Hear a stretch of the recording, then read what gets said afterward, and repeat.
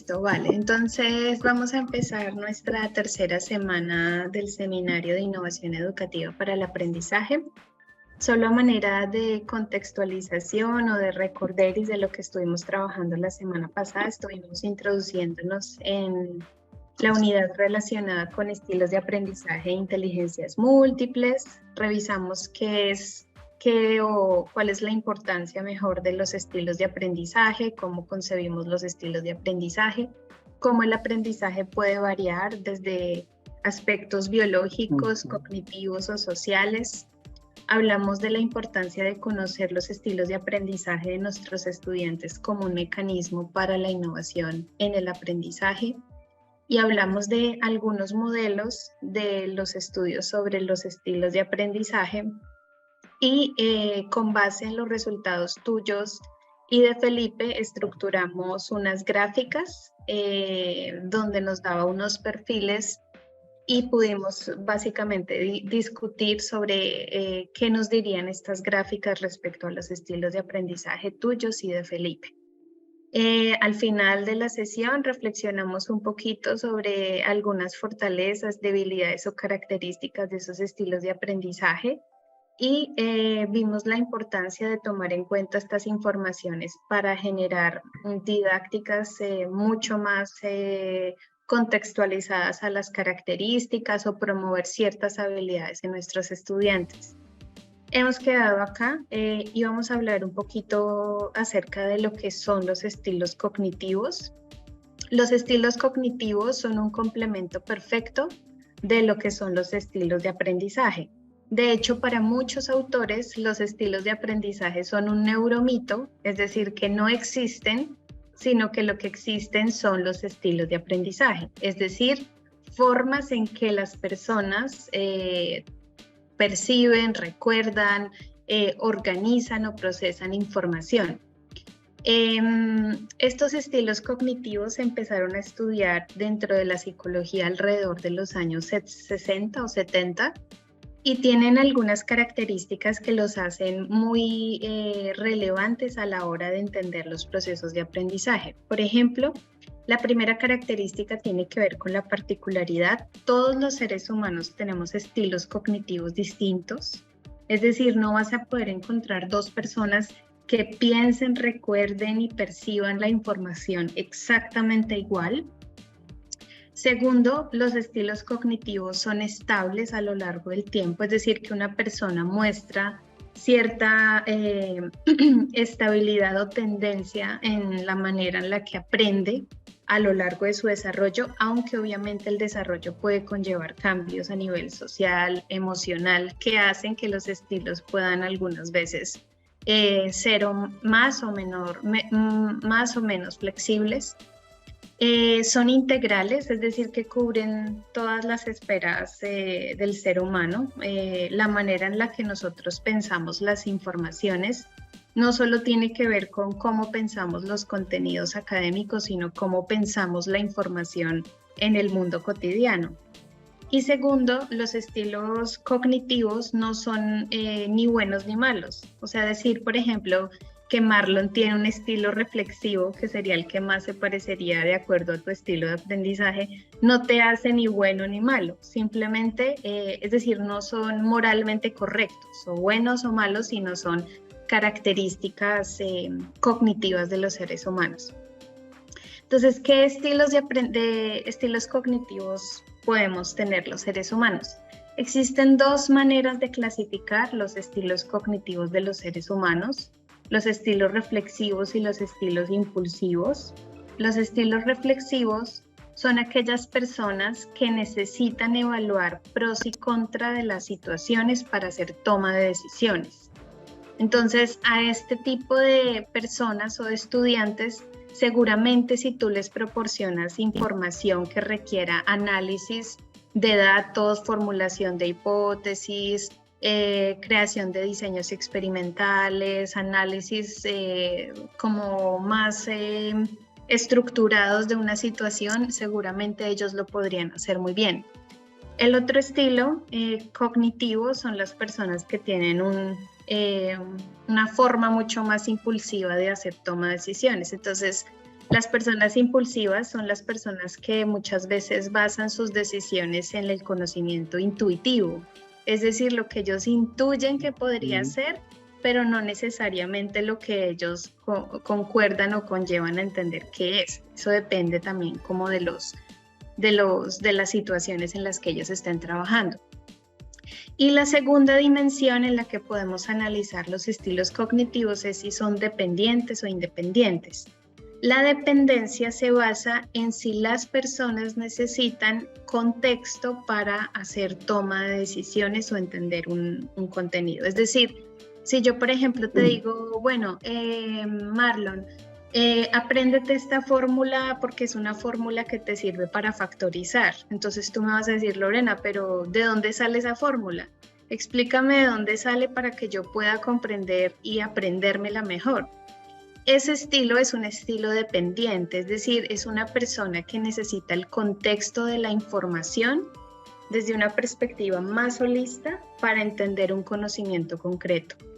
Una persona con estilo independiente puede trabajar el conocimiento en unidades particulares, o segregadas o separadas. No necesita una gran contextualización para poder entender un contenido. Los estilos cognitivos reflexivos, impulsivos, dependientes e independientes tienen estas 4 características. La particularidad, es decir, que pueden variar en los seres humanos. Son estables, son integrales y son neutrales, es decir, no son ni buenos ni malos. Ahora, ¿cuál es la importancia, por ejemplo, que tiene reconocer las características de nuestros estudiantes? Es decir, no solo cómo les gusta a ellos aprender, sino cómo ellos son o cuáles son sus características en términos cognitivos o en términos del aprendizaje. Quisiera que leyeras esta frasecita que está acá escrita y te puedo comentar algunas cositas sobre ella.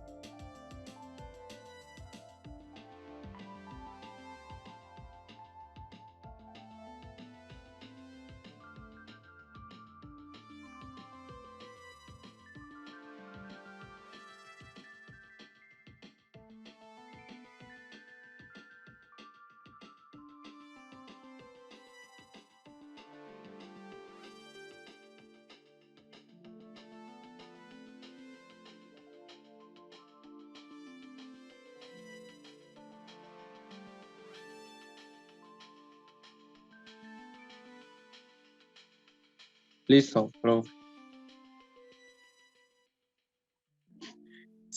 Esta es una narración que hace parte de una investigación que nosotros desarrollamos en un colegio, bueno, en varios colegios en Pereira, y básicamente lo que queríamos hacer era cómo las metodologías pedagógicas de los profesores, de un grupo de profesores, influían sobre el nivel de motivación y de compromiso de los estudiantes frente a la clase.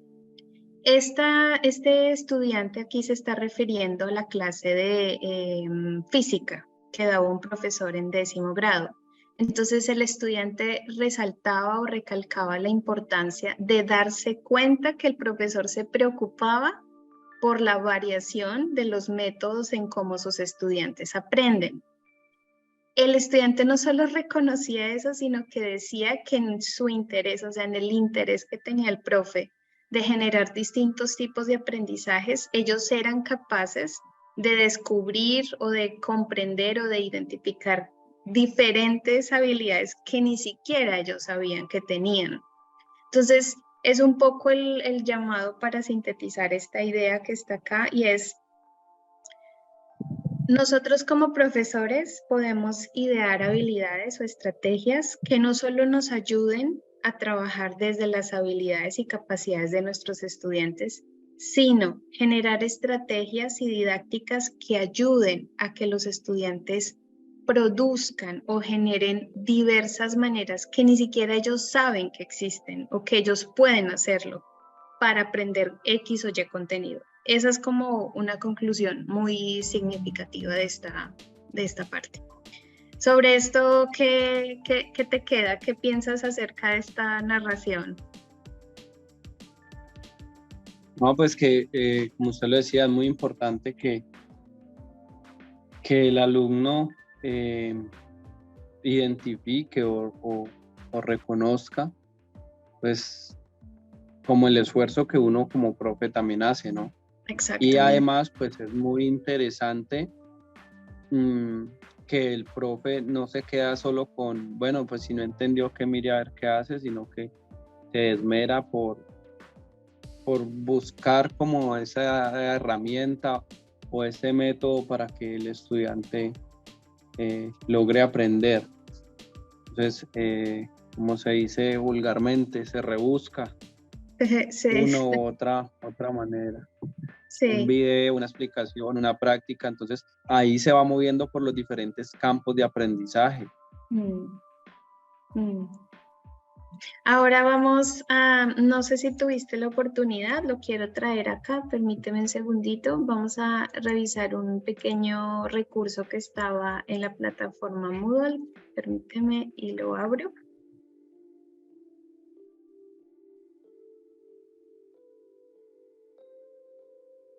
Okay.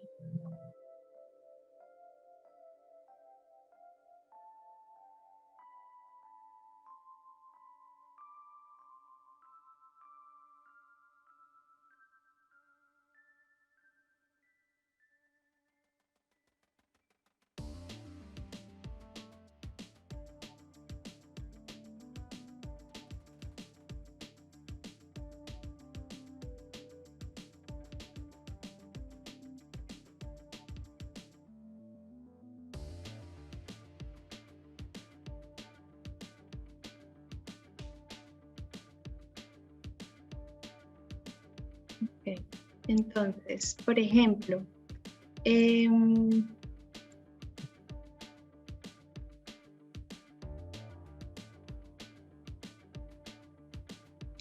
espérate que no me está dejando compartir. Ok, vale.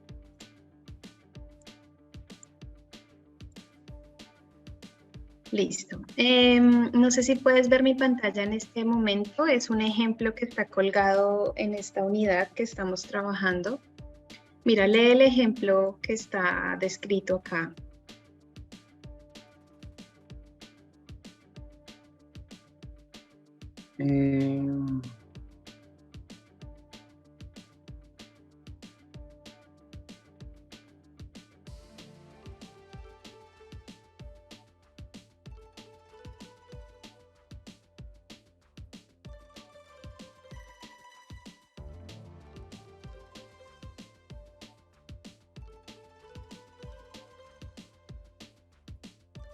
Sí, yo lo leí cuando revisé la Ok. unidad.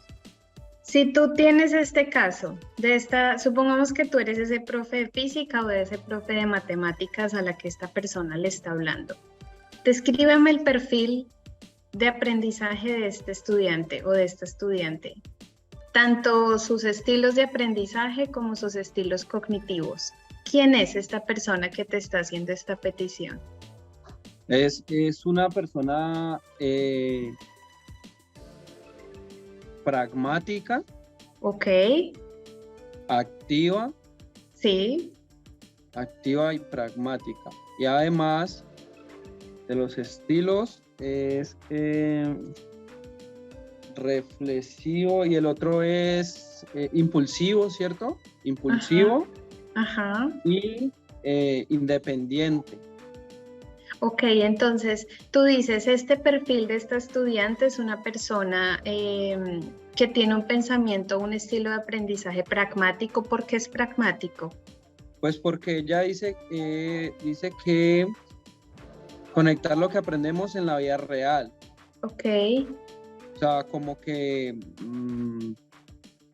utilizar esto pues como con ejemplos cotidianos, digo yo, como para qué se aplicaría. ok. O, ¿sí? Y que se dan muy pocos ejemplos y uno se pierde entre las fórmulas. Entonces está pidiendo como que, venga, pónganos a practicar más las fórmulas. Súper. ¿Y por qué ella sería un estilo reflexivo a nivel cognitivo? Reflexivo ¿O qué podrías decir sobre sus estilos cognitivos?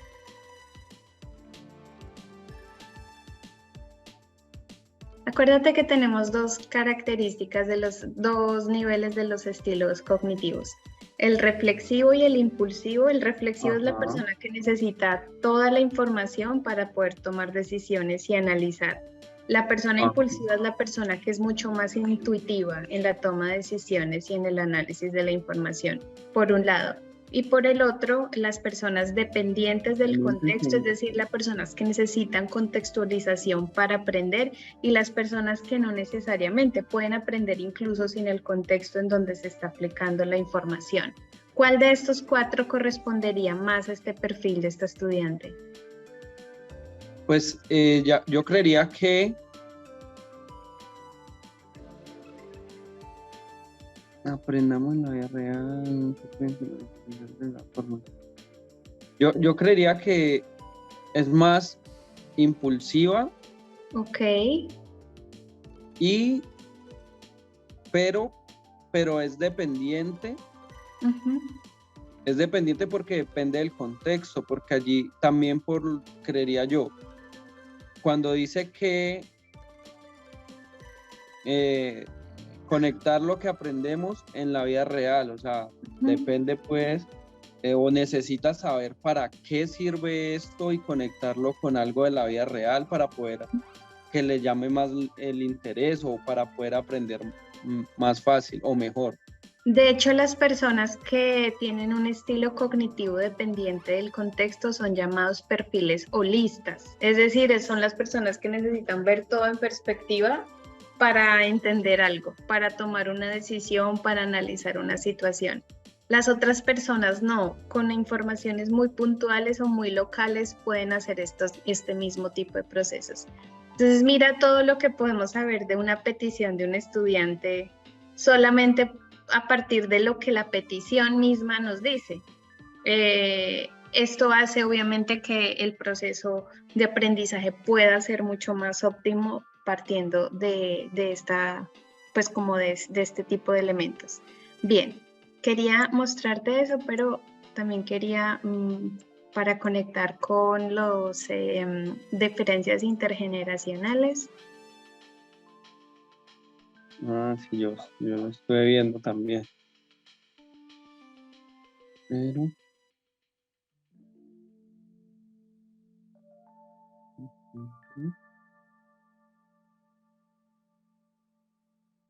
Ok, en este momento, ¿qué te aparece proyectado? me aparece 3 columnas: Ah, ok, alfabetización básica, competencia y cualidades de carácter. listo. Vale, Marlon. Entonces, como punto número uno importante, entender cómo aprenden nuestros estudiantes y ese cómo aprende se puede ver desde una dimensión de los estilos de aprendizaje y de los estilos cognitivos, ambos complementarios. Otra manera de entender cómo aprenden nuestros estudiantes tiene que ver con qué tipo de habilidades debemos como profesores formar o promover en los procesos de aprendizaje de nuestros estudiantes. Selecciona 4 habilidades que estén en el color rojo, en el color amarillo, en el color, como 4 en total, que tú promuevas con tus estudiantes en clase.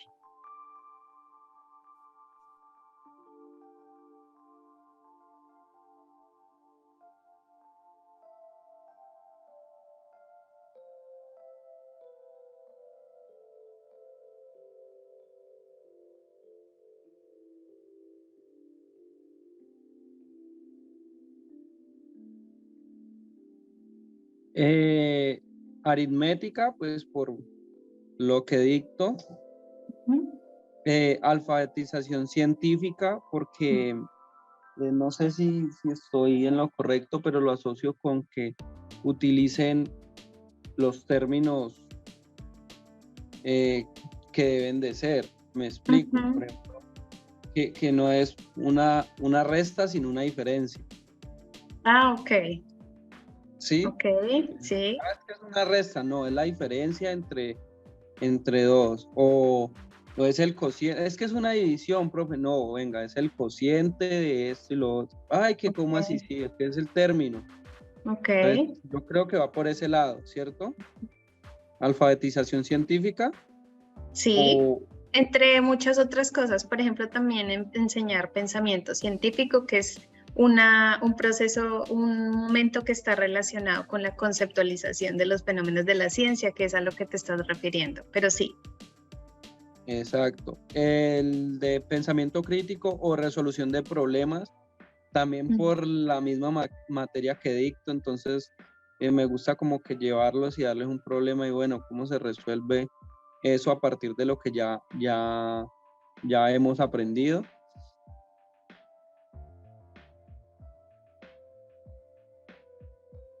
Y llevo 3. Y yo creería que liderazgo.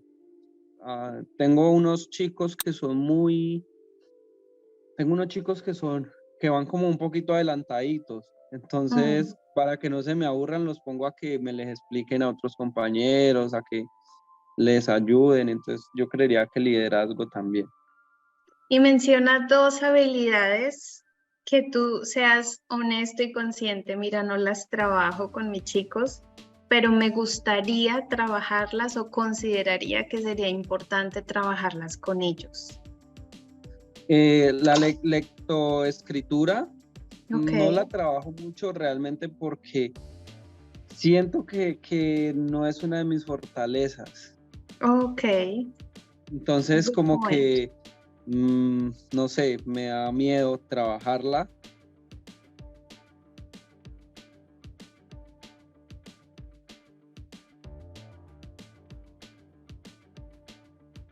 No, yo creería que esa. Bueno, y de pronto alfabetización financiera, creería yo que Mm, no, o sea, sí, creería yo, no la trabajo, pero pues no sé, no sabría Y por te qué, hago pero preguntas, por ejemplo, en las asignaturas cercanas a las áreas que tú das. ¿Podrías utilizar, por ejemplo, recursos o temas en los que estés trabajando con ellos para introducir la alfabetización financiera? Por ejemplo, ponerlos a resolver problemas que tengan relación con su presupuesto mensual de sostenimiento. sí, claro, Ah, por ejemplo, ok. estadística. En estadística se ve mucho la parte financiera. Ujú. Sí, Pero sí. ¿se ven fenómenos abstractos o en fenómenos concretos, como por ejemplo el presupuesto personal? Sí, no, pueden ser ambos fenómenos, un Mm. fenómeno puntual o personal sobre sobre su economía personal o sobre la economía, no sé, local o temas así, y también fenómenos abstractos, o sea, sí, podrían darse. Súper. Pues te cuento, hablar de innovación educativa, Marlon, implica hablar de formar a los estudiantes para estas habilidades. Si tú quieres decir, venga, yo soy un profesor que hace innovación educativa, tú tendrías que responderte si tú promueves o no estas habilidades. Es decir, si tú eres un profesor que promueve la curiosidad, eso hace tu ejercicio pedagógico innovador. Tú eres un profesor que promueve el pensamiento crítico en tus estudiantes. Tienes didácticas y metodologías que promuevan esta habilidad. Si es así, tú eres un profesor que hace innovación en el aprendizaje. Entonces, la innovación educativa para el aprendizaje depende de la capacidad de generar didácticas y metodologías que refuercen o promuevan estas habilidades del siglo XXI. Es decir, yo no puedo decir que hago innovación educativa si obligo o fuerzo a mis estudiantes a aprenderse las cosas de memoria y frente al primer error, chao.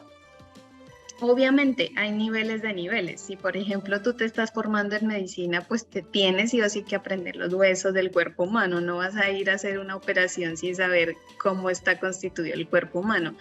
Pero en este momento del desarrollo con los niños y jóvenes con los que tú trabajas, La experiencia del aprendizaje debe responder sí o sí a estas competencias y habilidades: la lectoescritura, la colaboración, adaptabilidad, curiosidad, entre muchas otras. Y las competencias o las habilidades están distribuidas en 3 grupos: la alfabetización básica, que es como los puntos más fundamentales que se requieren para la competencia en la productividad, en la generación de nuevo conocimiento. Aquellas capacidades o características que son más propias de la competitividad actual, del mundo actual. ¿Qué nos exige el mundo actual? Que la gente sea creativa, que la gente sea capaz de resolver problemas, que la gente no coma entero lo que le dicen, que sea capaz de discriminar si eso es una fake news, si es una noticia falsa o si es verdad. O que se formen habilidades en el carácter, es decir, que las personas sean capaces, por ejemplo, de promover el liderazgo, su desarrollo personal, la capacidad, mira esta habilidad de la persistencia y el coraje. Dime, ¿los estudiantes hoy día persisten a pesar de que les va mal en una asignatura? ¿O conforme les va mal se van hacia la caída en pique porque es difícil para ellos vivir lo que es la frustración o lo que es ser evaluados de forma negativa? Son cosas importantes. Sí, pues Ok. en cuanto a esa persistencia, yo no sé, yo digo que ellos sí tienden mucho a que, me equivoqué, entonces ya no voy a hacer nada, y entonces, sí. Entonces, por ejemplo, el miedo como a veces equivocarse, como que entonces estamos resolviendo un problema y, profe, así, no, mira, te equivocas. Ay, no, entonces no, ya no voy a hacer nada, yo no aprendo, esto está muy difícil. Entonces ahí yo entro, no, venga, pues que está bien equivocarse, tranquilo, no va a pasar nada, venga, se equivocó en pero no es mucho, va bien, hágale que es, bueno, y vuelven como a levantar el ánimo, pero yo diría que, por ejemplo, esa persistencia sí debería, como, porque yo digo que se frustran muy rápido. Una cosa también muy interesante de lo que estás diciendo, cómo ellos leen la dificultad. O sea, cómo tú interpretas la dificultad que hace parte de la vida. O sea, no todos los días te levantas igual, no todos los días estás súper cool, ¿sabes? No todo el día, no todos los días consigues el bus a la misma hora, no todos los días hace sol. ¿Cómo vives lo que no es como tú deseas? Te lo vives Ajá. mal, te lo vives bien, te frustras, te pones ansioso, y ahora piénsalo en el proceso de aprendizaje. Sí, sí, y por ejemplo, yo con ellos a veces me dicen, no, tengo como una frase, pues, me dicen, no, eso está muy difícil. Es que la vida es así, la vida no es fácil, muchachos, la vida es difícil y vea, aquí vamos. Entonces ellos apenas se ríen, ellos se ríen. No, la vida es difícil. Entonces, Bueno, sí, o mira. sea, Perdona, disculpa, te no, no, interrumpí. no, que sí, que, o sea, yo como que interpreto eso, como que ellos sí a veces, no sé, debe ser, también se debe de asociar de pronto a lo sociocultural, me imagino yo, porque hay unos que no tienen una vida Fácil. fácil, hay chicos que viven en sectores muy, muy vulnerables, y entonces yo me imagino que también viene esa cultura y vienen arrastrando todo eso del entorno social, y que hacen pues que se frustren como al primer inconveniente, diría yo. Mm. Sí, así es. Si tú pudieras identificar, Marlon, 3 habilidades de estas habilidades que están acá, independientemente del nivel en donde estén, de la categoría en la que estén, que va a promover tu proyecto de intervención, ¿cuáles serían? Por favor, contéstalo y dame un segundo, cierro la puerta. Permíteme. Listo, dale.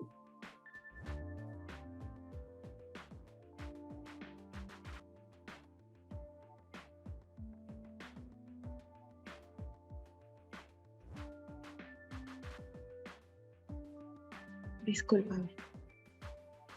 Que es una Listo. pregunta del wiki. ¿Cuáles de estas habilidades tu propuesta de intervención promueve? Promueve la colaboración Súper. porque es un proyecto de intervención donde entre los chicos de grado 10º vamos entre todos a sacar un proyecto productivo adelante. Entonces, y vamos a definir unos roles o unas tareas para cada uno de ellos. Entonces, unos se encargan del alimento, otros de la producción, otros de... Entonces, yo creería que la colaboración es una de las más importantes. Muy bien. La adaptabilidad sería la segunda, y la tercera sería, aparte pues de que se transversaliza con varias áreas del conocimiento, como matemática, inglés, las ciencias, pero yo diría que promueve mucho la conciencia social y cultural, porque por el entorno rural que ellos viven. Entonces, es tratando también de incluir ese contorno social y cultural. Entonces, yo creo que conciencia social y cultural sería la tercera. Estoy súper de acuerdo contigo. Creo que le diste al tiro a las opciones. Incluso podrían potencialmente formar líderes sociales. Incluso también formarían en iniciativa. Mira que esto lo puedes incluso utilizar dentro del proyecto de intervención, o sea, se puede justificar la intervención desde el desarrollo o la promoción de habilidades para el siglo XXI de los estudiantes, que incluyen la colaboración, la conciencia social, el liderazgo, la iniciativa, es decir, las que tú estabas allí mencionando. Muy bien. Listo. Entonces... so sorry, me he salido.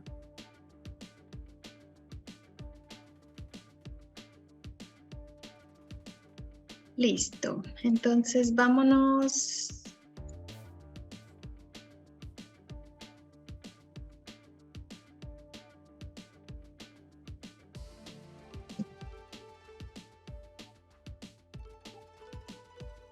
Listo, entonces vámonos entonces al tema de las inteligencias múltiples y luego al de las diferencias intergeneracionales. Cuando hablamos de inteligencias múltiples, hablamos básicamente de que no existe una manera única de manifestar nuestra inteligencia. ¿Qué es la inteligencia, Marlon? La inteligencia puede ser desde elegir si pago la luz o me compro unos tenis. La inteligencia puede ser mi capacidad de decirle a mi esposo, oye, hiciste esto mal y debes corregirlo porque no es correcto, nos trae perjuicio.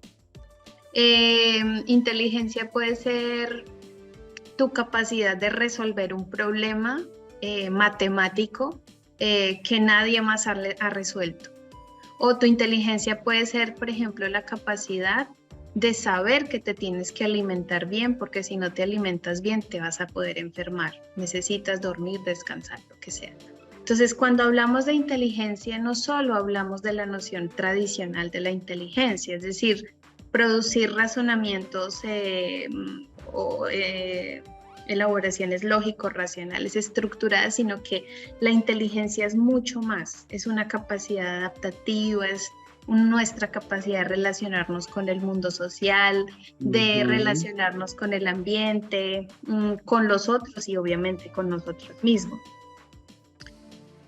Cuando hablamos de que la inteligencia o la noción de las inteligencias múltiples surge como una alternativa a la visión tradicional, necesitamos entender qué rayos es eso de la visión tradicional. La visión tradicional de la inteligencia es una visión que se sustenta sobre la idea de que los seres humanos somos seres cognitivos y racionales antes que cualquier otra cosa. Es decir, que tomamos decisiones racionalmente hablando. Segundo, que los aspectos afectivos o culturales son solamente periféricos, es decir, están en las afueras de lo que es ser humano. Y tercero, que la inteligencia se prueba independientemente del contexto en el que estemos. Estos presupuestos, el presupuesto 1, 2 y 3, constituyen el core o el centro de la visión tradicional del aprendizaje. ¿Qué nos va a decir la noción de las inteligencias múltiples? Pues que esto no funciona así, ¿vale? Cuando tú piensas en las inteligencias múltiples, Marlon, ¿cuál crees que es la utilidad para los profesores de comprender las inteligencias múltiples en el terreno de la educación? No, pues una de las, no sé la palabra, una de la importancia pues fundamental es tratar de comprender o de más bien de tomar decisiones para las herramientas que podemos utilizar. Uh-huh. Entonces, sabiendo pues que un grupo es totalmente diverso, uh-huh. Entonces allí podemos tomar una decisión de cuál herramienta puede ser la más adecuada o cuáles herramientas más bien pueden ser las más adecuadas para llegar a cierto grupo. O a cierto proceso de aprendizaje, a cierto objetivo. Listo. Quisiera que leyeras esta narración que está aquí, por favor.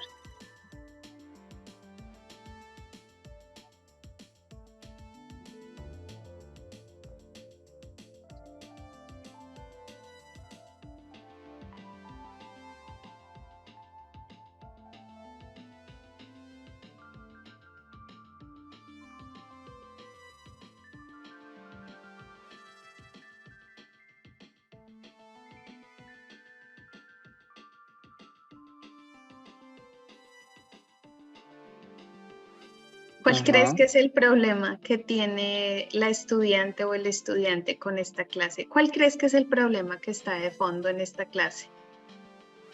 El problema es, a mi parecer, que es muy, que el profe es muy, ¿cuál sería la palabra?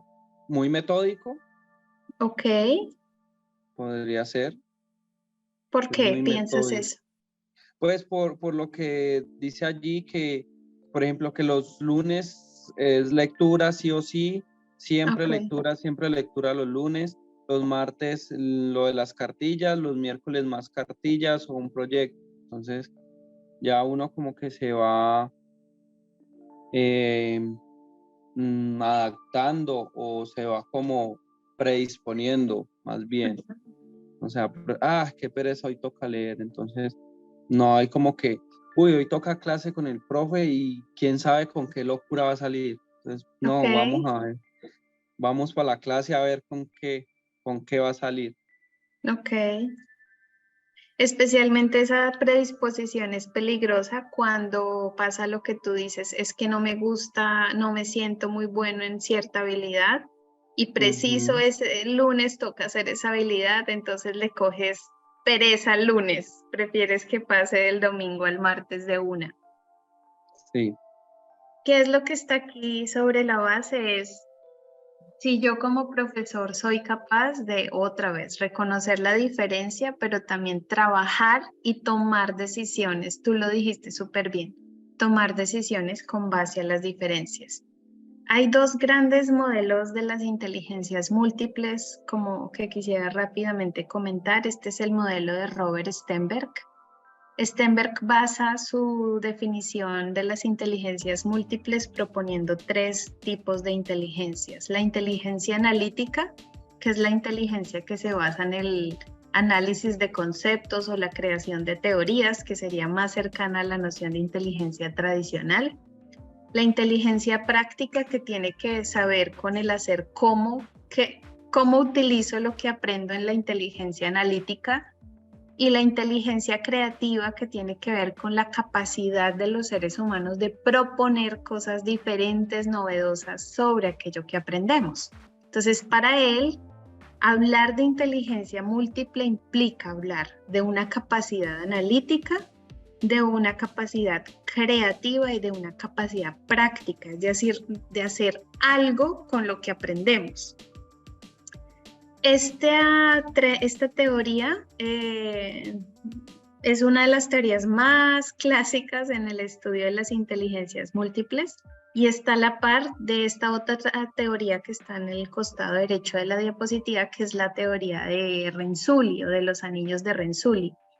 Ellos hablan, bueno, esta teoría básicamente habla acerca de hasta qué punto las personas o el hablar de inteligencias múltiples o el hablar de creatividad o de innovación depende o no de la motivación. ¿Tú te preocupas por la motivación de tus estudiantes? ¿Es una preocupación que tú personalmente como profe tengas? Sí, claro. Mire que tengo un grupo, yo creo que en una de las charlas le conté sobre un grupo que no entra y como que, o uno, igual que a uno que a los chicos les pasa con uno que ven el horario y qué pereza este profe. Sí. A mí me pasa que veo el grupo y yo, ay, pereza ese grupo. ¿Por qué, Marlon? Porque uno entra y es como, no sé, uno, o yo, pues yo principalmente, un ambiente como que, ay, no, qué pereza este profe, o ay, no, qué nuevo, ¿sí? Y entonces me pasó algo con otro grupo, una niña en otro grupo, que es una niña de las que yo considero que es una de las mejores del grupo. Y cierto día estaba yo en clase, no es de ese grupo, es una niña de otro grupo, pero del mismo grado, del grado 9.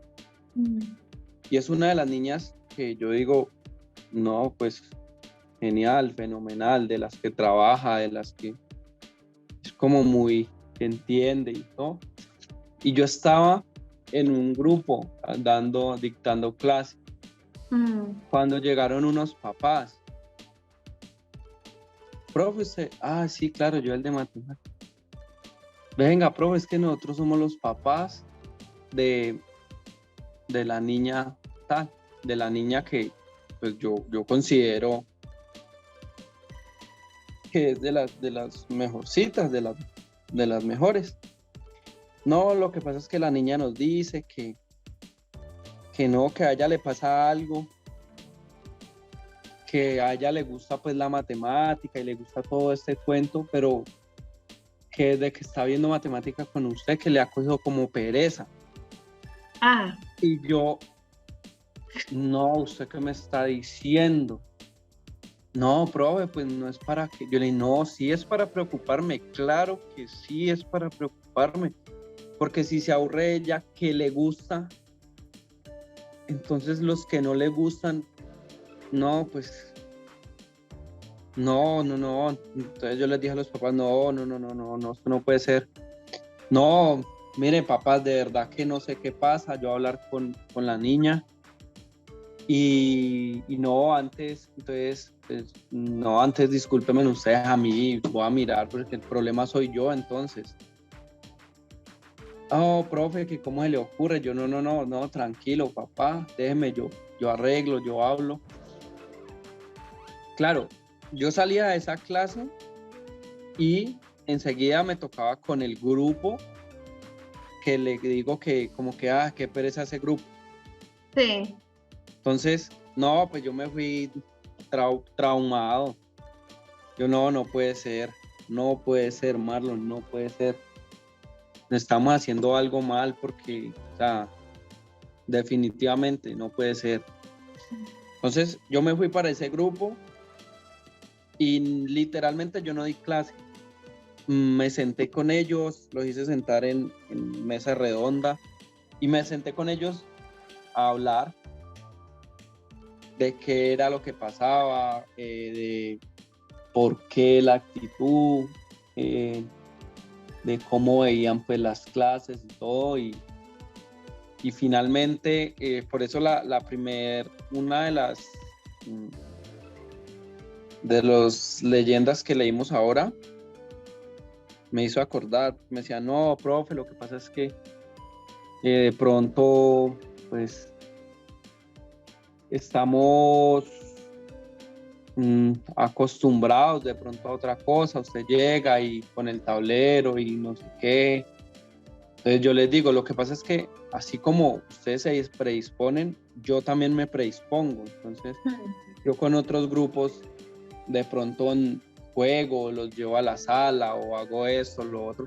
Con ustedes no, porque yo me predispongo. Yo digo, ellos no van a colaborar, entonces tiza, tablero y lengua, como decía por ahí un profe.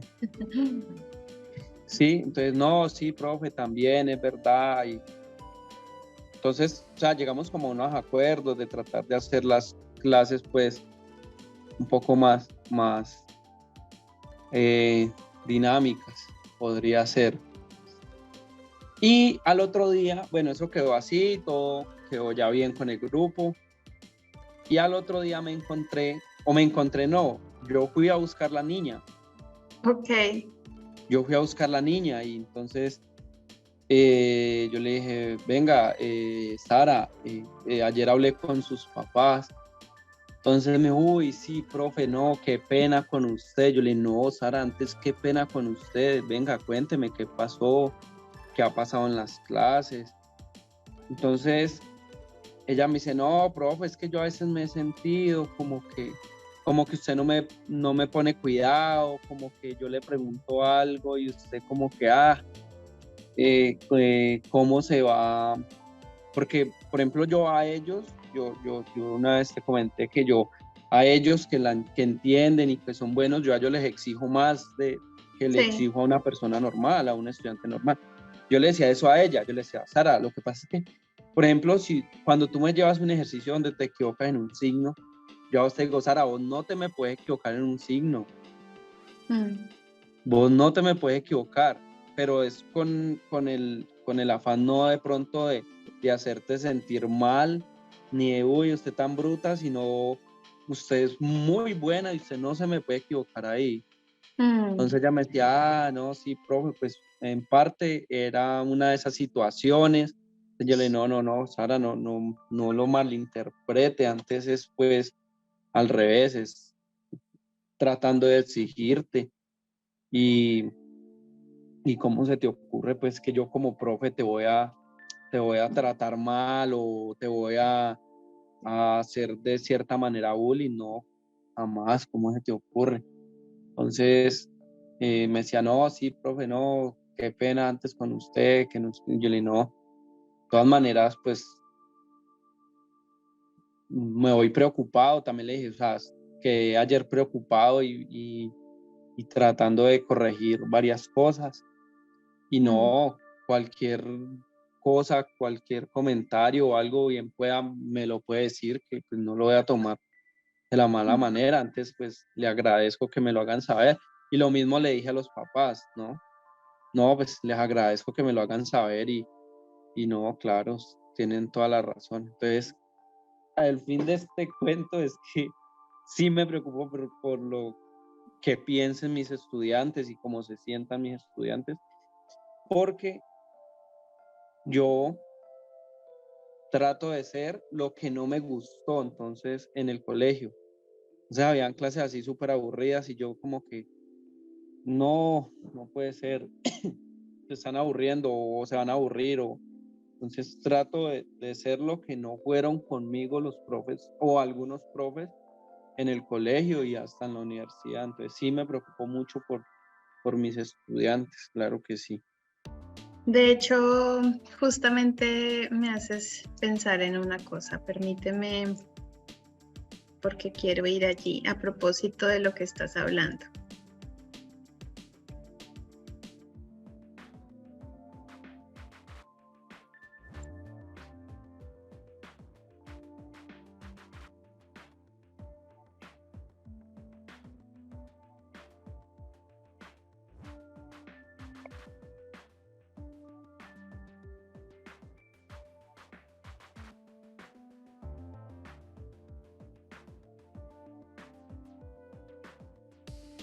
Mira, Marlon, el problema con lo que, bueno, no el problema, sino uno de los aspectos problemáticos en torno a la situación que estás describiendo hay dos factores. Uno, el tema de la motivación de tus estudiantes o de todos los estudiantes, es decir, esa fuerza que impulsa la acción o esa fuerza que nos mantiene en el aprendizaje y que nos hace hacer la tarea y rayar el ejercicio y estar ahí, aunque no entendamos rápidamente algo. Ese nivel de compromiso con nuestro aprendizaje. Eso es importante. Otra cosa que está relacionada, pero es diferente a nivel conceptual, es quiénes son mis estudiantes y cuáles son las características que ellos tienen en la actualidad. Porque esas características, una de esas características, Marlon, es la ausencia de una atención focalizada o una capacidad de sostener durante un tiempo prolongado la atención, por ejemplo, o la capacidad, por ejemplo, de conectarse emocionalmente con algo que en sí mismo no es o no implica una retribución inmediata. Es decir, hay una característica a nivel, digamos, generacional que hace que para los profesores sea más difícil en la actualidad hacer que nuestros estudiantes estén interesados y motivados. ¿Por qué? Porque tal parece que lo que nosotros presentamos a ellos no está mediado por la manera en la que ellos aprenden o no es cercano al estilo en el que ellos aprenden. Es decir, un profesor, por ejemplo, que hoy día, no sé si recuerdas la sesión pasada, tú me estabas hablando de un colega tuyo que prefirió renunciar a cambiar su metodología. Sí. A eso me refiero. O sea, claramente el profesor no logró hacer esa conexión y decir qué puedo cambiar a nivel metodológico para mantener la concentración de mis estudiantes, porque mantener la concentración de tus estudiantes es clave para que ellos estén motivados, pero son dos cosas distintas. Hay características de los estudiantes actuales, de cómo las personas aprenden, que es importante tenerlas en cuenta para entender por qué las personas se aburren.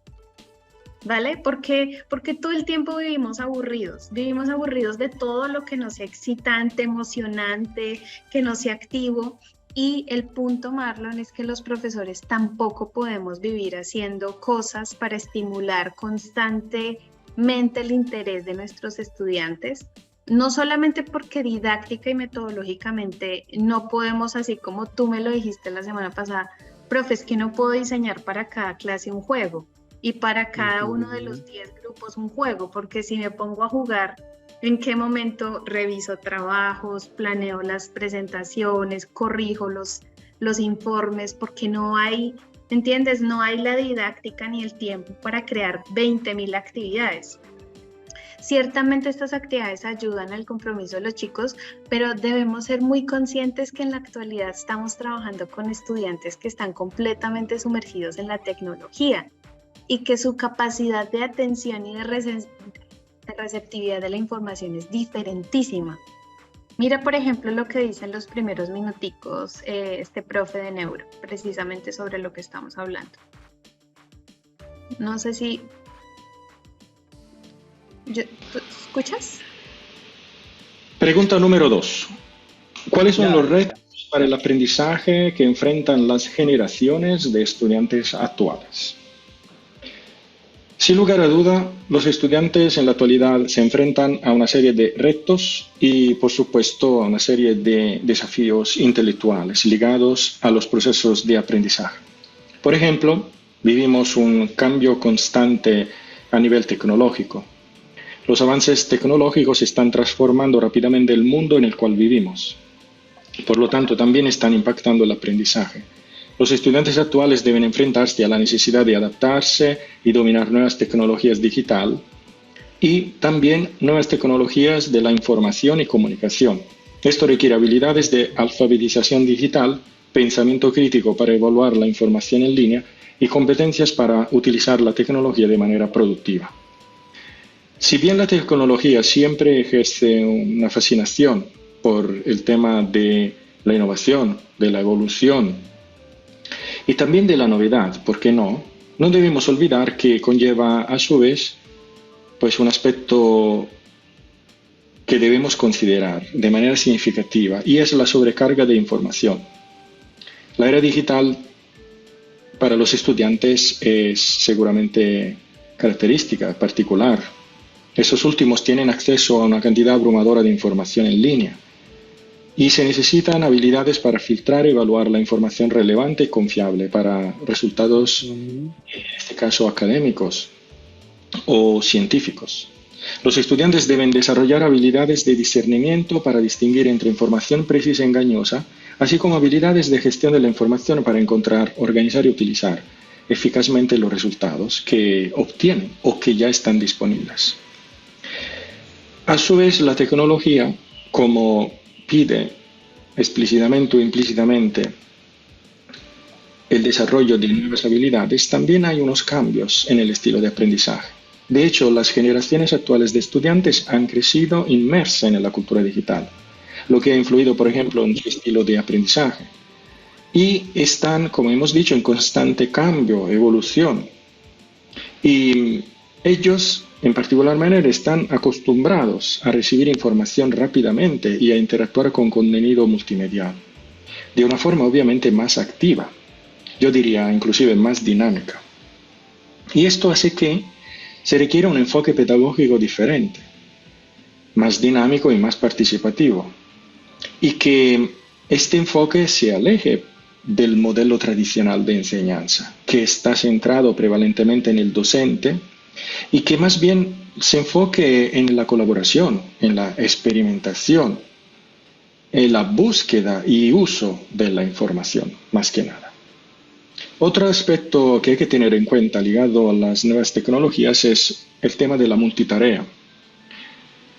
Según una creencia, yo diría popular, se piensa que el ser humano puede ser multitarea y que atendiendo a, valga la redundancia, varias tareas a la vez, tiene la posibilidad de invertir en ella el 100% de su capacidad cognitiva, que en este caso sería el proceso atencional. Y obviamente la neurociencia nos dice que no es así, que si nosotros atendemos a varias tareas a la vez, estamos literalmente dividiendo nuestros recursos cognitivos y los estamos distribuyendo a estas tareas, lo cual hace que la omnipresencia de los dispositivos electrónicos, de las redes sociales, de las fuentes y motores de búsqueda, hace que el estudiante está más sujeto a una distracción y a una división de su proceso atencional. La capacidad de realizar múltiples tareas al mismo tiempo puede llevar a la dispersión de la atención, afectar negativamente la retención de la información y, por supuesto, su comprensión, su elaboración. Los estudiantes deben aprender a gestionar adecuadamente las distracciones y desarrollar habilidades de autorregulación para mantener el enfoque en las tareas de aprendizaje. Otro aspecto importante son los componentes emocionales. Nuevos desafíos, nuevos retos, hacen que la persona tiende a medirse con estos retos y a evaluarse y por ende a construir de una manera más rápida, también como más diversificada, el propio autoconcepto. Entonces, ¿qué es lo que podemos decir? Que las generaciones actuales de estudiantes se enfrentan a unos desafíos socioemocionales importantes. Por ejemplo, el estrés, la ansiedad, la presión académica y los problemas de salud mental pueden interferir en la capacidad para concentrarse, para participar activamente en las clases y tener un rendimiento óptimo. Los educadores deben ser conscientes de estos desafíos y fomentar un entorno de apoyo emocional que promueva el bienestar de los estudiantes. Y por último, aunque hay que decir también que el concepto de la globalización está en decaimiento, pero está asociada también a la diversidad cultural. Es decir, el mundo cada vez es más globalizado, los estudiantes actuales están expuestos a una diversidad cultural. Colombia es un ejemplo. a la necesidad de interactuar con personas de diferentes trasfondos y perspectivas. Esto requiere habilidades interculturales, empatía, comprensión de las diversidades, para poder colaborar y comunicarse de manera efectiva en entornos multiculturalmente diversos. Y yo añadiría también de manera asertiva.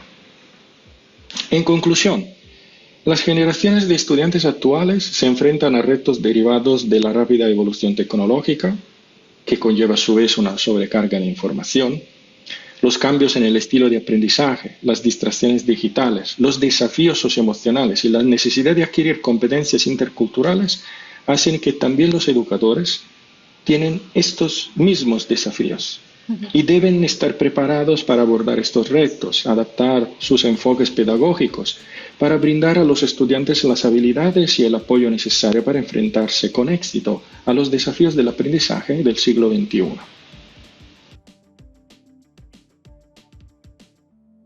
¿Qué opinas? Sí, pues interesante, muy interesante lo del podcast. Claro, Y perdona. yo sí había escuchado lo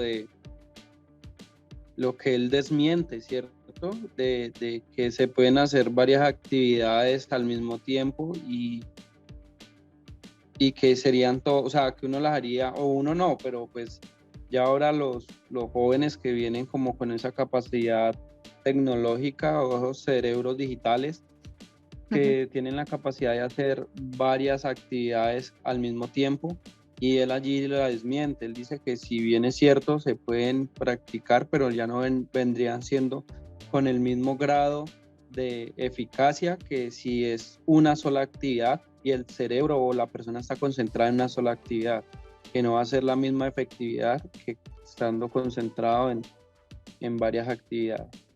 Exactamente. Entonces, digamos que yo creo, adicionalmente a lo que tú dices, que es muy importante ser conscientes de que mantener la motivación en aula no es solamente una cuestión de diseñar una pedagogía o una didáctica adecuada a las necesidades de los estudiantes, sino es también importante adquirir como profesores una sensibilidad frente a las características que tienen los estudiantes en el siglo XXI. ¿Quiénes son los estudiantes con los que nosotros estamos trabajando? Aquí hay una pequeña diferenciación, solo la voy a mencionar rápidamente y luego retomo algo sobre la motivación y cerramos este tema.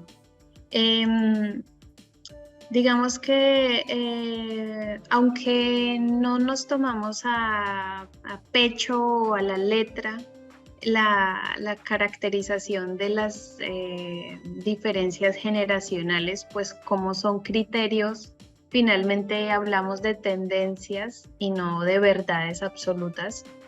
Pero digamos que existen ciertos grupos poblacionales. Yo creo que tú trabajas con estudiantes que nacen entre 1996 y 2012. ¿Tus estudiantes alrededor de cuántos años tienen, Marlon? No, mis estudiantes son de 2005, 2008, yo creo. Entonces entrarían dentro del los grupo mayores, de los... Sí.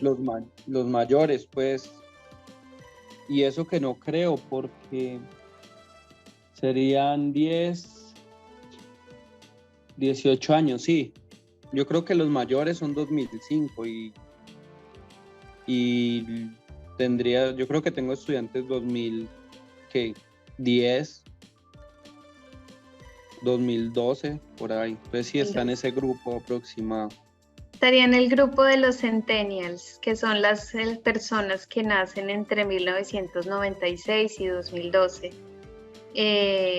Vamos a ver un poquito cuáles serían como las diferencias o las características. Pues Profe, yo creo que tú entrarías dentro del grupo de los millennials, si no estoy mal. Sí, Marlon. Sí, yo estoy ahí a un año de ser Centennials. Esos cortes de esos grupos, ¿a qué se deben? O las fechas, más que todo, ¿es por algún boom en la tecnología o Sí, a qué se debe?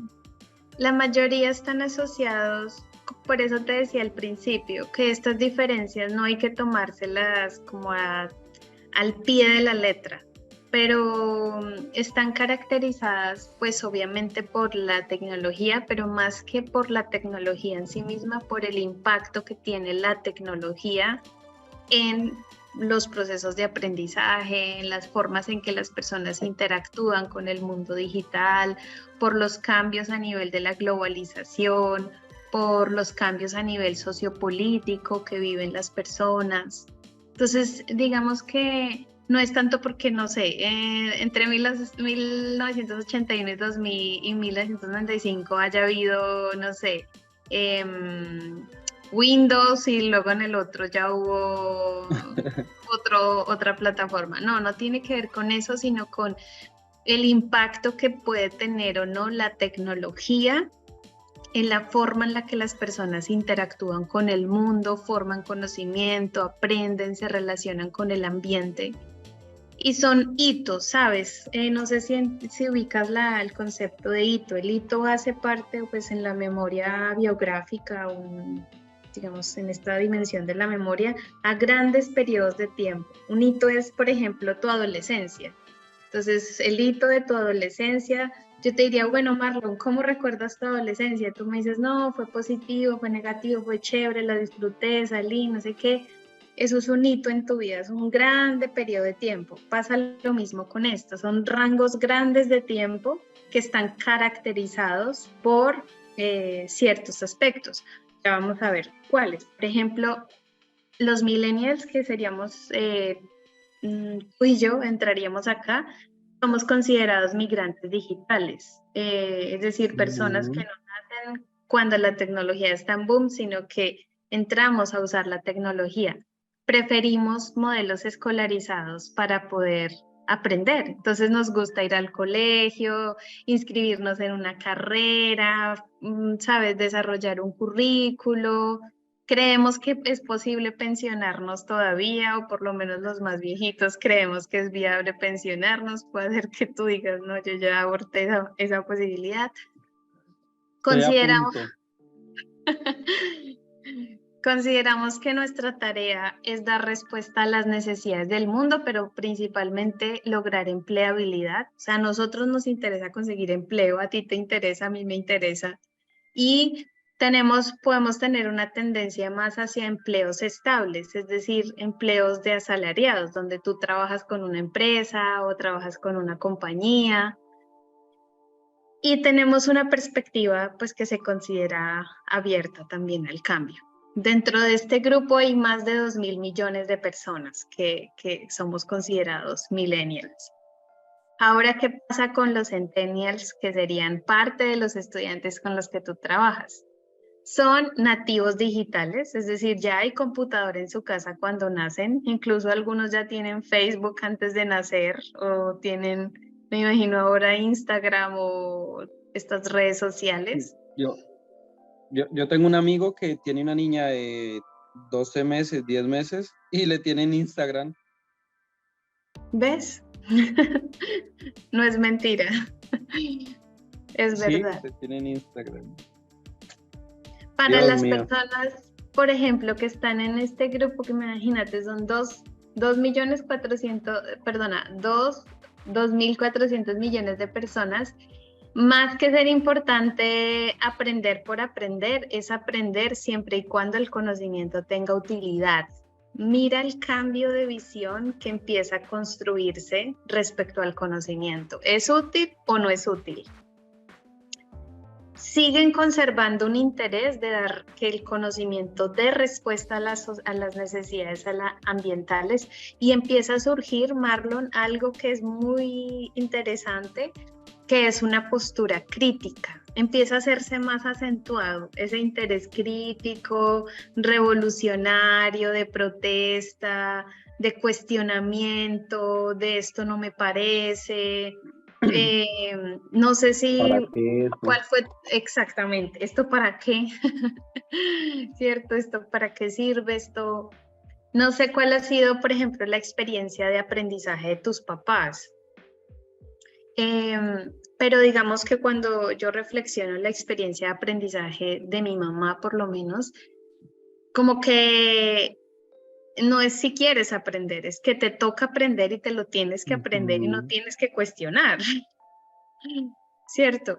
En este momento de trabajo, los estudiantes que se caracterizarían dentro de este periodo son estudiantes que asumen o que quieren, en teoría, asumir una postura más crítica. No en todos los casos. No sé, te pregunto, ¿tú tienes estudiantes críticos? ¿O en qué Sí, sentido son críticos tus estudiantes? pues como todo, sí, tengo algunos que tratan de cuestionar algunas cosas que uno les dice, ¿no? Mm, Y otros que las preguntas, pues, normales de, bueno, profe, ¿y eso para qué me sirve? ¿Yo qué hago con eso? mm, ¿Sí? Entonces, sí, claro, hay estudiantes o hay unos que además hacen preguntas sumamente interesantes mm. que a uno como que lo dejan, bueno, ¿y él de dónde saca eso? Descrestado. Sí, Bueno, ¿y qué pasa con los estudiantes alfa? Los estudiantes alfa son los que están después del 2012. ¿Tienes estudiantes que estén en este rango? yo no creo, y yo creería que no alcanzo porque son estudiantes después del 2012, serían de 10, 11 añitos. No, no, no Mm, alcanzo. no Pero tengo, alcanzo.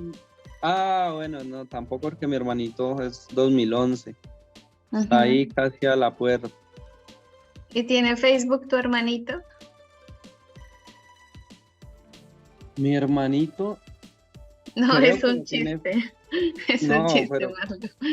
creo que no, pero sí maneja, en estos días me Pues, escribió hoy. Sígame en el TikTok que hace videos y cosas así. ok, Y yo pues TikTok, yo no tengo TikTok, le digo, yo no uso eso.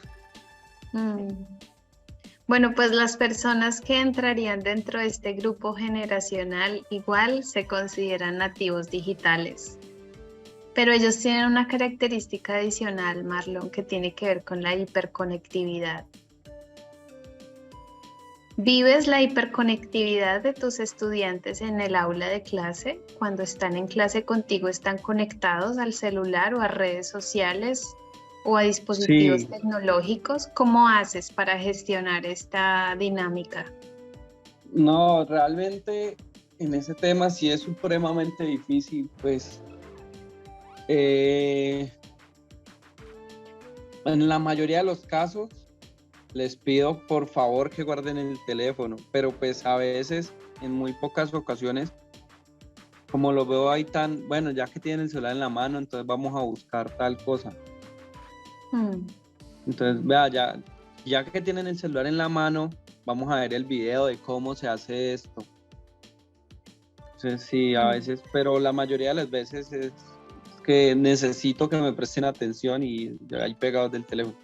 Entonces, mm, cuando están muy zombies ahí con el teléfono, bueno, entonces vamos a buscar el video, entren a YouTube y a veces, no, que no tengo gato, venga, yo le comparto de los míos, pero vamos a buscar el video. mm. ¿Y Entonces, no sí, existen pero es políticas o no difícil. tienes estrategias, por ejemplo, para regular el uso del el celular en clase?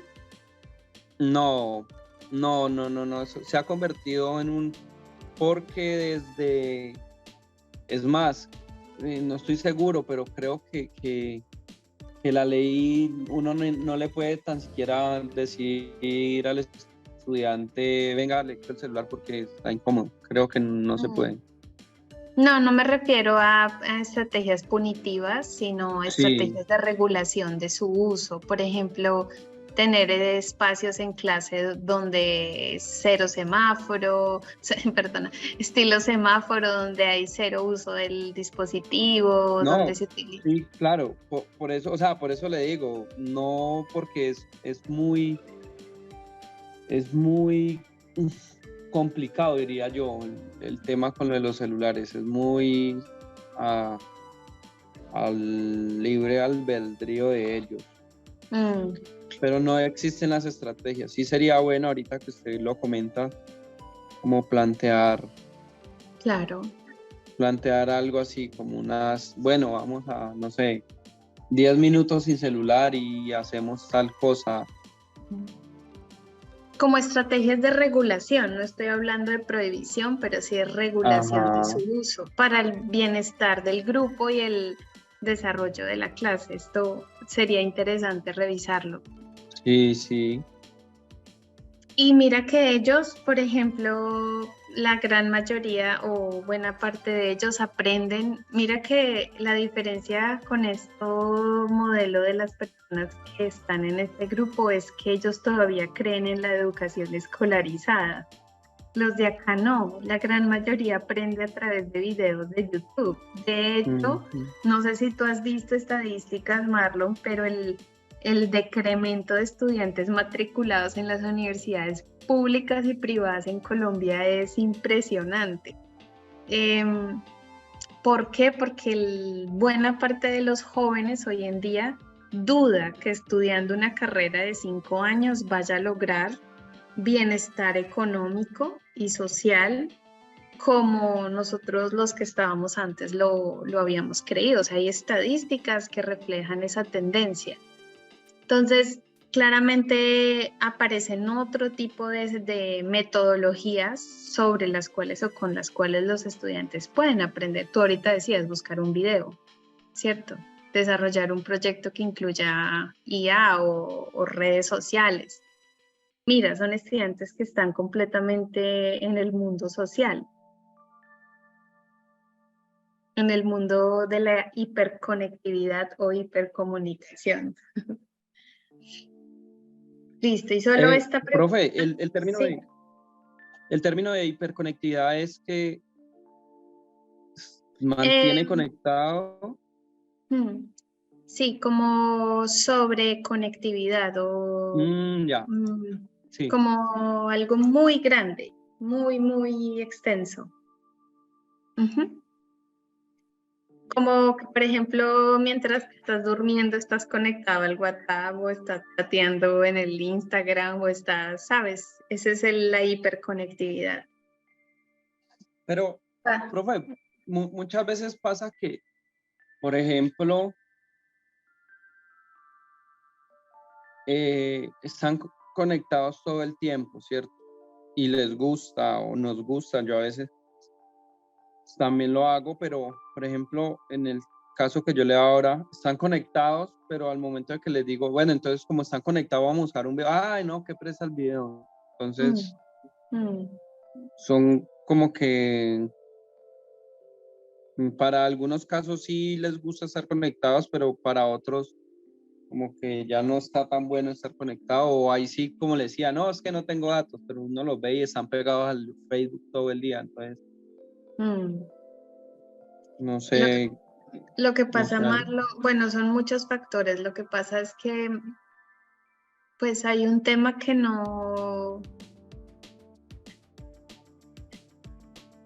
tiene implicaciones graves a nivel educativo y a nivel cognitivo y que no se toca lo suficiente, que tiene que ver con el nivel de adicción que existe a las redes sociales. Piensa, por ejemplo, el beneficio que te da a ti una conducta que te estimula, que te gusta, no sé, practicar un deporte, ver una serie, ¿sabes? Algo que te guste mucho a ti, lo que más te guste hacer. Y ahora piensa una actividad que, si bien no es que no te guste, pero no es la actividad que más te gusta. Y entonces elige cuál actividad quieres hacer. ¿Esta actividad o esta actividad? pues yo voy a preferir esta actividad, la que me da placer, gusto, satisfacción. Entonces, ¿qué pasa cuando estoy en un contexto académico y esta actividad de consumo de redes me genera mayor satisfacción, me gusta más, la disfruto más y no soy capaz de conectarme con esta otra actividad? Pues obviamente se genera un desbalance allí.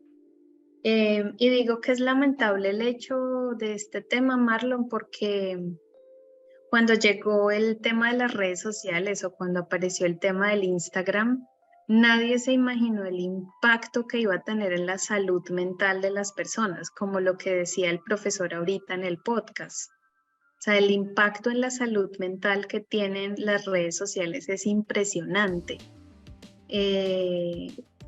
Desde cuadros de depresión que se incrementan por el consumo de redes, hasta incluso soluciones pues terribles como la muerte o intentos de suicidio que tenemos en los colegios. Y todo esto está auspiciado en el marco de un efecto que generan las redes sociales en la autoestima de los chicos, en el uso constante de ser retroalimentados, de lo estás haciendo bien, del like, del reconocimiento social. Y es para mí es una bomba de tiempo lo que estamos viviendo. No sé cuál es tu experiencia en el colegio, pero los grupos, por ejemplo, que yo he visto en calidad de psicóloga o los contextos académicos de educación media que he visitado, el consumo de redes sociales representa un problema de salud mental, pero grandísimo. No solo de los procesos de aprendizaje, sino de la salud mental de los estudiantes. Y no discrimina entre raza, color de pelo, edad, estrato socioeconómico, no discrimina. Sí, profe, aquí se me viene una pregunta, no sé, que yo pues realmente desconozco y no sé, apenas se me ocurrió, realmente no he leído ni nada. Le pregunto, ¿usted de pronto ha tenido la experiencia? ¿En Europa cómo se maneja este tema? ¿Es peor? ¿Es igual?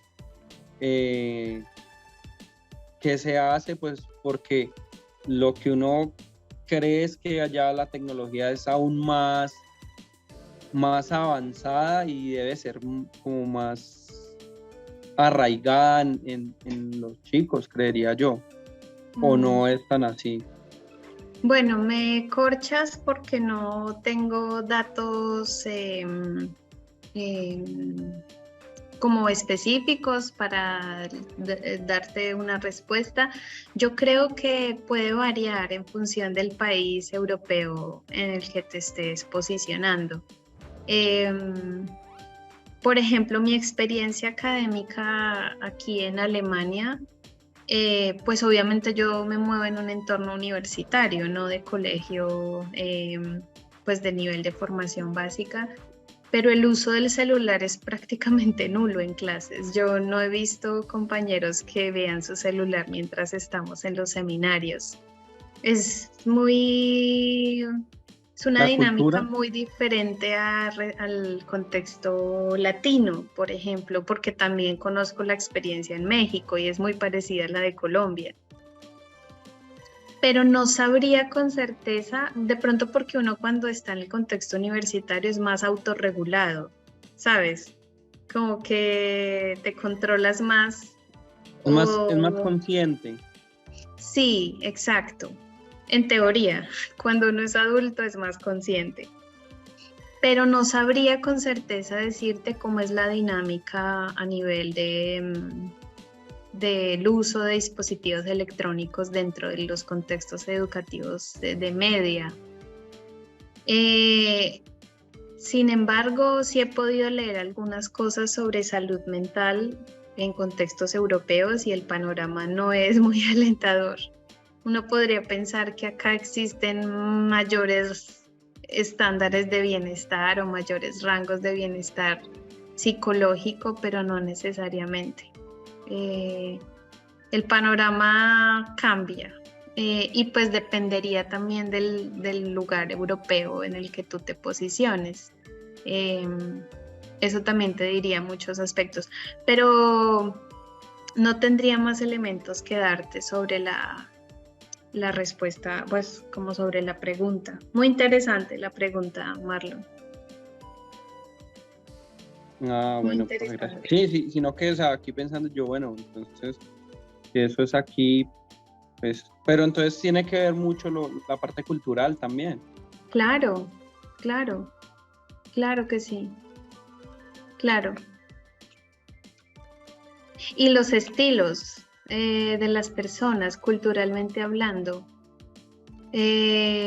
Por ejemplo, las personas aquí en Alemania o el estilo alemán es mucho menos, ¿cómo decirlo? Las personas alemanas estrechan lazos íntimos con un núcleo muy pequeño. Las personas latinoamericanas somos mucho más abiertas al contacto social. Cuando consigues, se dice aquí que cuando uno consigue un amigo alemán, lo consigue para toda la vida, porque los lazos son tan intensos que cuando tú construyes una amistad es una amistad para siempre. Los latinos no. Los latinos fluctuamos de relaciones interpersonales muy fácil porque somos muy activos en el mundo social. Ese aspecto de la relacionalidad social influye sobre cómo operamos en el mundo. Entonces, muchas personas europeas en general viven la soledad como parte de su rutina. O sea, pueden estar solos y se sienten bien estando solos. Nosotros no. Nosotros necesitamos feedback emocional. Entonces, ¿cómo manejar la soledad en la sociedad contemporánea? Pues creo que también varía culturalmente hablando. Y eso tiene efectos en la salud mental también. Sí. Bueno, y te dejo ahí esa pregunta y también a Felipe cuando vea la grabación sobre cuáles son las características y condiciones de los estudiantes con los que trabajamos y cómo estas condiciones influyen sobre el proceso de aprendizaje de nuestros estudiantes. Características, nos estamos refiriendo a... Sus estilos de aprendizaje, sus habilidades, sus destrezas, ¿por qué no? Sus temores, sus miedos sobre el aprendizaje. Y en condiciones, pues desde condiciones sociales, económicas, hay chicos que llegan al colegio sin desayunar. ¿Cómo van a aprender matemáticas? Pues si están pensando en el desayuno, en el desayuno que les dan en el colegio. ¿Sabes? Historias de violencia, historias de pobreza, que yo creo que tú tienes lamentablemente más ejemplos al respecto que yo. Pero cómo estos aspectos de lo individual influyen también en el proceso de aprendizaje. Súper. ¿Qué horas tengo? Un último comentarios sobre esto. Espérame. Profe, allí haciendo un paréntesis, ¿le puedo preguntar algo que es relacionado sobre la enseñanza, pero pues no sé si tenga que ver con la clase realmente?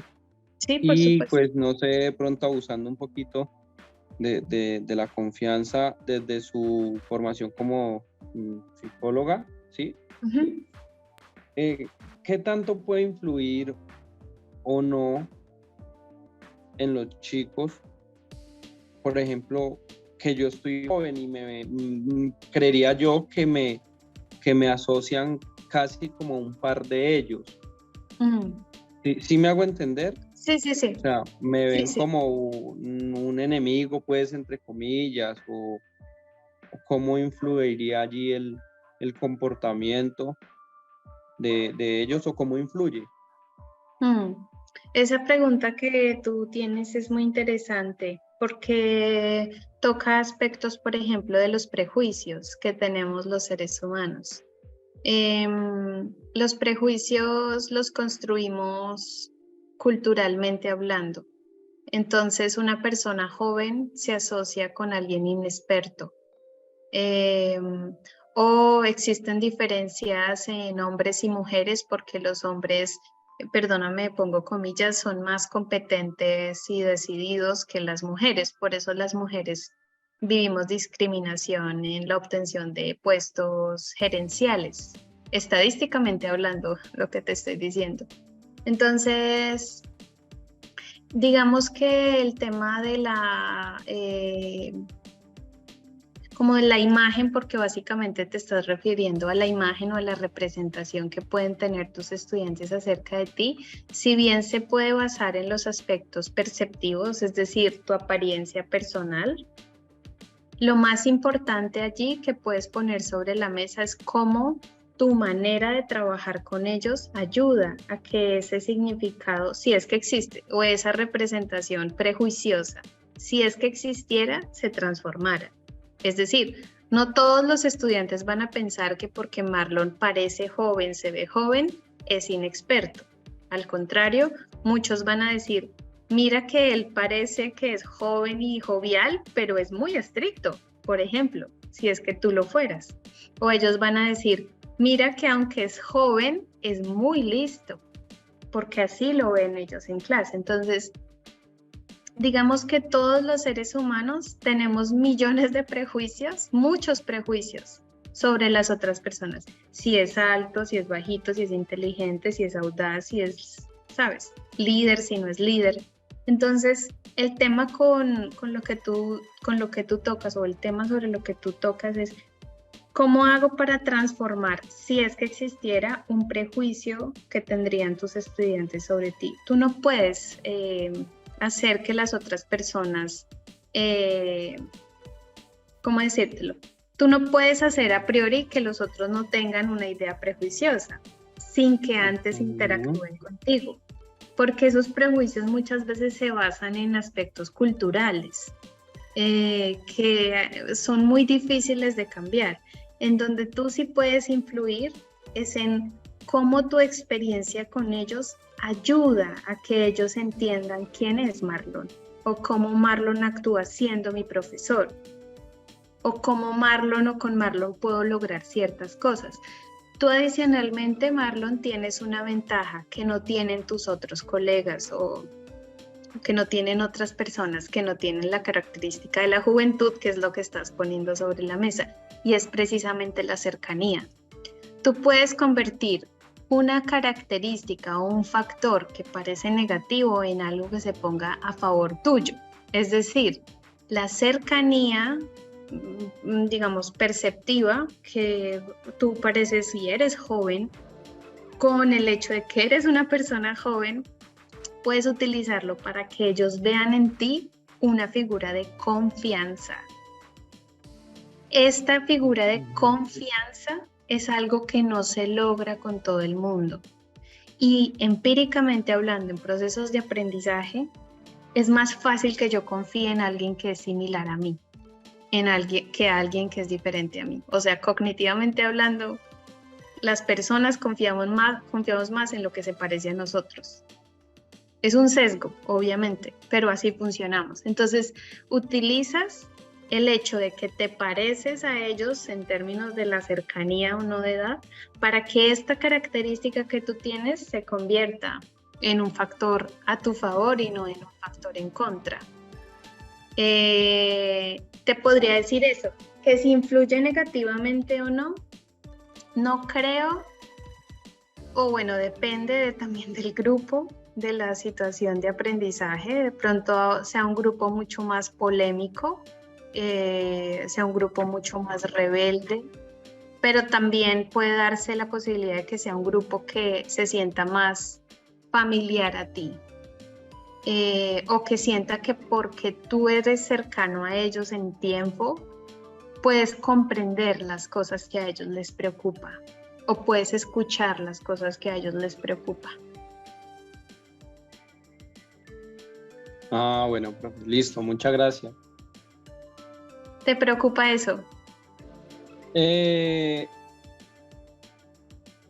Me preocupa, no, lo que pasa es que, pues más que me preocupe, pues me gusta saber, quería saber cómo la relación que existe, Sí. ¿sí? Y entonces, por ejemplo, contigo que pues eres experta pues en el tema de lo de psicología, entonces quería como saber psicológicamente cómo era o cómo me asocian todo lo que me dijiste, pues cómo se podía asociar, si puede ser perjudicial o no. Porque sí, de pronto los otros profes sí ya tienen mucha más edad que yo. Es más, creo que yo soy el profe más joven de todo el colegio. Ok. Entonces, sí, entonces o sea, yo me preguntaba como eso, como, bueno, como el profe está joven, o de pronto, o sí me preocupa mucho el tema, pues, por ejemplo, con las niñas, ¿sí? Ok.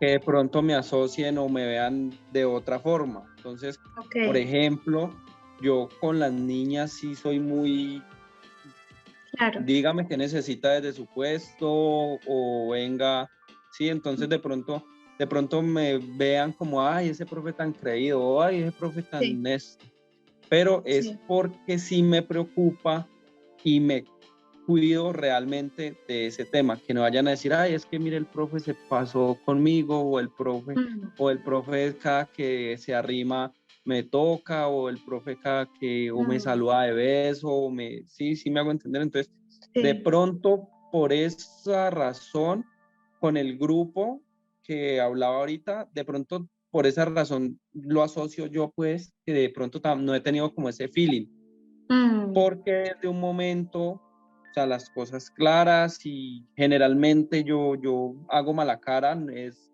de nacimiento, creería yo. Entonces como que de pronto me asocian, ah, este profe tan creído, ah, profe no sé qué, o ese profe quién se cree. Entonces es eso. ¿Te acuerdas que la semana pasada te dije que había recomendado a ustedes dos, a Felipe y a ti, un artículo sobre las ayudas cálidas y las ayudas frías?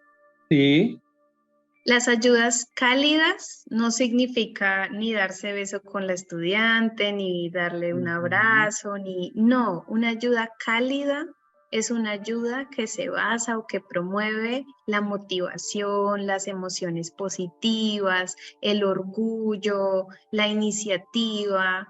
O sea, son acciones que podemos desarrollar los profesores y que no implican de ninguna manera que nosotros estamos violando o alterando un adecuado contacto con nuestros estudiantes. Entonces, claramente lo que puede estar pasando, Marlon, es que con tu interés o tu intención, que es muy genuina y respetable, de no generar un malentendido con tus estudiantes, puedes estar, digamos, adoptando una posición que ellos perciben como una barrera para conectarse contigo. Entonces, de pronto tú en tu intención y en tu genuinidad dices, yo prefiero evitar generar un contacto que se malinterprete, y estás en todo lo correcto. No puedes permitir que se malinterprete una relación docente-estudiante, pero de pronto la acción que estás ejecutando es una acción que está transmitiendo una barrera. Con él no se puede colaborar porque X o Y razón. O con él no se podría trabajar porque es muy rígido. No sé cuál sería la categoría que entraría allí. Entonces, lo que sí podrías hacer es decir, ok, yo no necesito llegar ni al contacto corporal, ni mucho menos a una acción que no es correcta, para decirle a mi estudiante, oye, estoy aquí para ti. ¿Cierto? Entonces, seguramente parte de las preguntas que estás planteando es, ¿cómo logro eso? Eso lo logras con experiencia, con training, con entrenamiento. Con entrenamiento que tú estás desarrollando producto de tu práctica pedagógica. Es normal, estas inquietudes que estás teniendo, porque estás no solo trabajando un proceso de aprendizaje, sino que estás trabajando con un grupo generacional específico. ¿Cómo hago para dirigirme a estos estudiantes y que no malinterpreten mis intenciones y lograr que ellos me perciban a mí como lo que soy?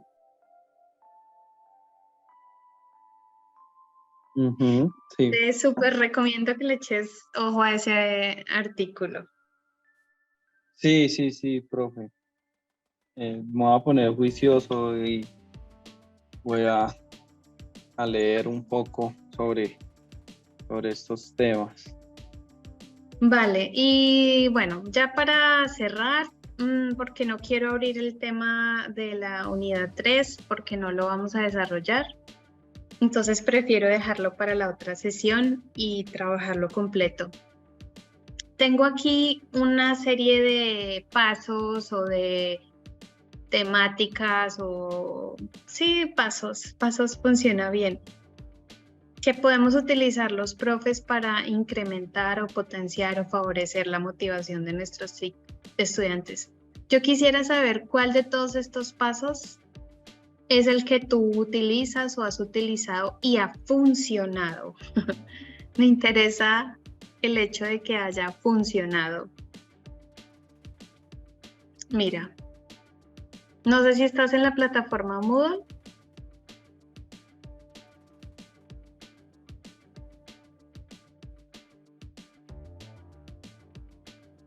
Sí, yo estoy en la plataforma. Lo que pasa es que se está como cortando un poquito el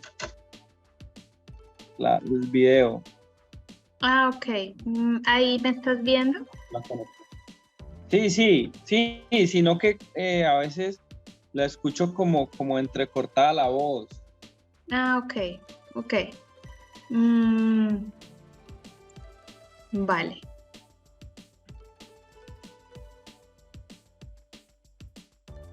A ver.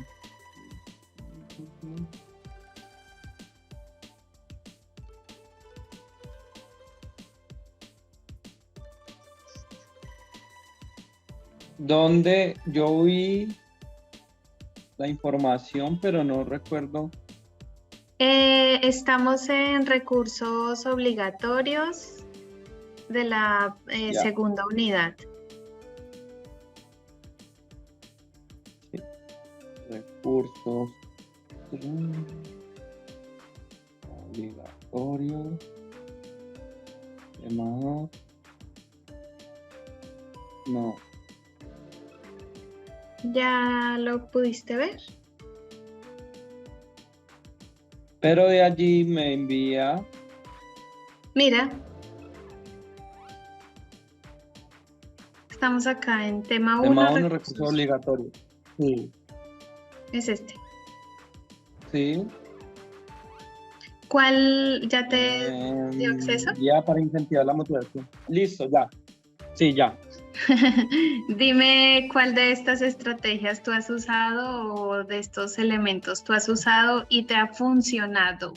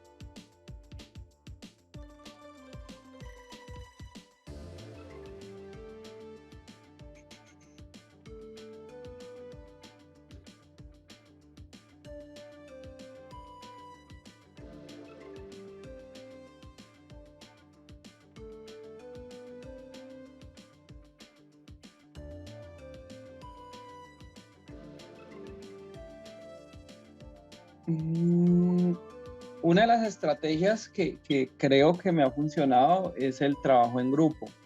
El colaborativo. Sí, porque ahorita te comentaba que hay unos chicos pues que la cogen muy fácil, muy rápido, ¿sí? Entonces yo pongo un ejercicio, ellos en 3 minutos ya, profe, mire, ¿qué más hago? O sea, bueno, vamos a hacer grupitos y entonces usted es el líder del grupo y usted me responde por los otros, que entiendan, que sepan, que entonces se vuelve como esa, y ellos se van comenzando en ese rol un poco como de líderes y van empezando como a ser reconocidos. Ya. ¿Sí? Porque entonces ya empiezan los otros chicos, Daniel, hágame un favor, explíqueme esto, o Sergio, hágame un favor, es que hasta acá como mastigo. Entonces yo a ellos les digo, por favor, no les den copia, explíquele cómo se hace. Ah, sí, no, profe, tranquilo que yo no le voy a decir cómo, yo le explico cómo se hace o le explico cómo funciona. Entonces yo les digo, no les den copia, por favor. Explíquenlo y que él mismo vaya trabajando. Entonces ya además de funcionar y como que se van metiendo pues en el tema y en el cuento, se van empezando ya a ser como reconocidos. Súper bien, súper bien. Pues es que básicamente estás trabajando un proceso de aula invertida. Estás reorganizando los roles dentro del el espacio de aprendizaje. Listo. Como para que lo tengas en cuenta y trates, por ejemplo, de identificar ya de forma personal, y bueno, Felipe también cuando vea la grabación, sobre cuáles recursos o con cuáles recursos cuentas tú para poder responder al proceso de aprendizaje de tus estudiantes, ya sean millennials o centennials. ¿Qué habilidades, competencias, capacidades tú tienes para poder responder a los retos propios de ser estudiante en el mundo de la tecnología, en las competencias tecnológicas o los nativos digitales? Como para a manera de reflexión y como de, sabes, como de ejercicio introspectivo, ver qué pasa. Ok, no, voy a dejar hasta acá para no retomar este tema que se me cruza con lo siguiente. ¿Tienes preguntas, comentarios? No, profe, no, muy bien hasta ahorita todo. Ok, listo. Entonces me decías que te amplió la fecha hasta el miércoles. Sí, Estamos señora. hablando del miércoles 9 de agosto. Sí, señora. Miércoles, sí, señora, 9 de agosto. Listo, está bien. Igual si llegas a tener alguna otra inquietud, no dudes en avisarme. Y el lunes les escribo a ti y a Felipe para proponerles el tema de la asesoría que tendríamos esta semana para ver si la desean tomar, podamos agendarnos los espacios. Si fuera así, ¿a ti te vendría bien de hoy en 8 o preferirías entre semana? No, a mí realmente me parece bien así como lo estamos manejando. Listo. El sábado a las 9 me parece bien. Listo. Listo, Marlon, está bien. Pues entonces nos encontramos de hoy en 8. Bueno, señora, muchas gracias, profe, y espero que tenga un buen fin de semana. Igualmente para ti, que te vaya muy bien en tus actividades académicas y profesionales.